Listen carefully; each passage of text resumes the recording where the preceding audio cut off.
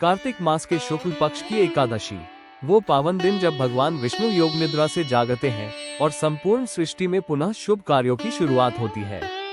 इस दिन को देवउठनी एकादशी या प्रबोधिनी एकादशी कहा जाता है।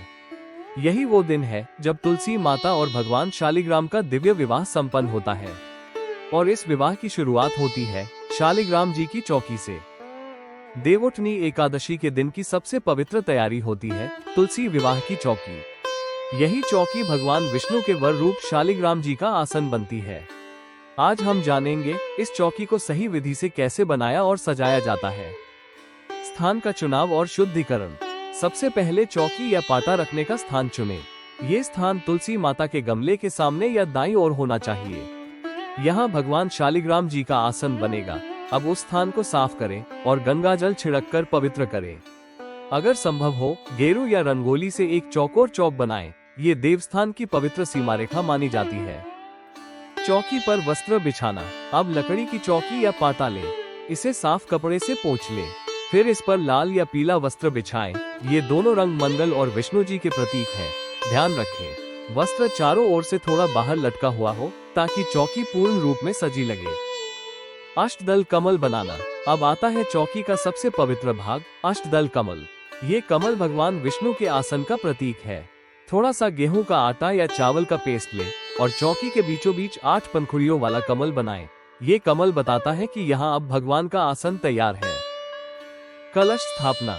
अब इस अष्टदल कमल के मध्य में एक छोटा तांबे या मिट्टी का कलश स्थापित करें।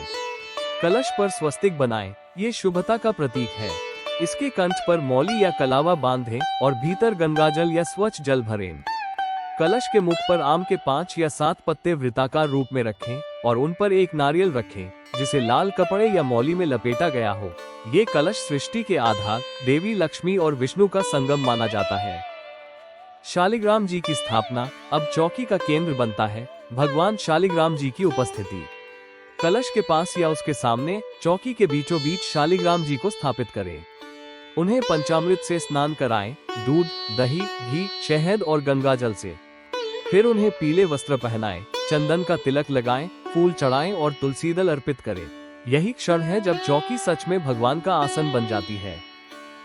मंडप निर्माण। अब चौकी और तुलसी माता के गमले के चारों ओर गन्ने के डंडों से एक छोटा मंडप बनाएं। यह विवाह मंडप का प्रतीक होता है। इस मंडप को लाल या पीली चुनरी से ढक दें, फूलों की माला और आम के पत्तों से सजाएं। अब तुलसी माता और भगवान शालिग्राम जी वर वधू के रूप में इस पवित्र मंडप के नीचे विराजमान होते हैं। पूजा और विवाह विधि की शुरुआत। संध्या के समय दीप जलाएं, भगवान विष्णु का ध्यान करें और देवउठनी एकादशी की कथा सुनें। फिर तुलसी और शालिग्राम जी का विवाह करें, मंगलाष्टक गाएं, तुलसी को चुनरी पहनाएं और शालिग्राम जी के पास छोटी सी अंगूठी या दान स्वरूप वस्त्र अर्पित करें। ये क्षण वह होता है जब धरती पर फिर से शुभ कार्यों का आरंभ होता है। देवउठनी एकादशी की इस चौकी पर किया गया हर आह्वान, हर दीपक, हर फूल भगवान विष्णु और माता लक्ष्मी को अपने घर बुलाने का माध्यम बन जाता है। इस दिन यदि पूरे भाव से तुलसी विवाह की चौकी तैयार की जाए तो घर में सुख, शांति और समृद्धि सदैव बनी रहती है। तो भक्तों, इस बार देवउठनी एकादशी पर इस विधि से चौकी अवश्य बनाएं ताकि भगवान विष्णु और तुलसी माता का आशीर्वाद सदा आपके घर में बना रहे। अगर आपको ये वीडियो अच्छा लगा हो तो इसे लाइक करें, शेयर करें और हमारे चैनल को सब्सक्राइब जरूर करें ताकि जब भी हम भगवान, व्रत, त्योहार और भक्ति से जुड़ी नई जानकारियां लेकर आएं, उनका पहला आशीर्वाद आप तक सबसे पहले पहुंचे। हर वीडियो के साथ हमारा बस यही प्रयास है कि भक्ति की यह ज्योति हर घर में, हर हृदय में जलती रहे। जय श्री हरि, जय तुलसी माता।